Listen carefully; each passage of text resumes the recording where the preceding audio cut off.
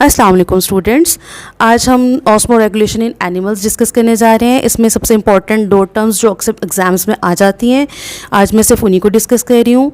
Osmo mean osmotic pressure, conformer means conformed, जिनका osmotic pressure कंफॉर्म्ड होता है, जो कि आइसोटोनिक एनवायरनमेंट में रहते हैं, उनको अपने ऑस्मोटिक प्रेशर को रेगुलेट करने की ज़रूरत नहीं होती।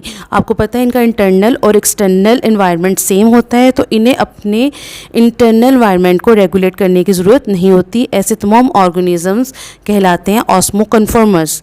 ये अंडरस्टूड है कि ऑस्मो कन्फॉर्मर्स वो ऑर्गेनिजम्स होंगे जो कि आइसोटोनिक एनवायरनमेंट में रहते हैं। ठीक है, नेक्स्ट आ जाता है osmo regulator. Osmo regulator, osmo mean osmotic pressure, and regulator का मतलब ये है कि जिनको रेगुलेट करने की ज़रूरत है, मेंटेन करने की ज़रूरत है। ये वो ऑर्गेनिजम्स होंगे या तो वो आइदर हाइपोटोनिक एनवायरनमेंट में रह रहे हैं या वो हाइपरटोनिक एनवायरनमेंट में रह रहे हैं। ठीक है, ऐसे ऑर्गेनिजम्स या एनिमल्स जिनको नीड होती है रेगुलेट करने की अपने इंटरनल ऑस्मोटिक स्टेट को सर्वाइवल के लिए, उसको हम कहते हैं ऑस्मो रेगुलेटर।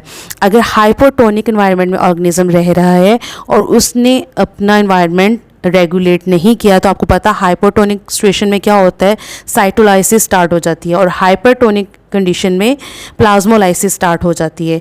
तो ऑर्गेनिज्म के लिए सर्वाइवल के लिए ज़रूरी है कि वो उसको खुद को ऑस्मो रेगुलेट करे। ठीक है, अपने इंटरनल ऑस्मोटिक स्टेट को रेगुलेट करे।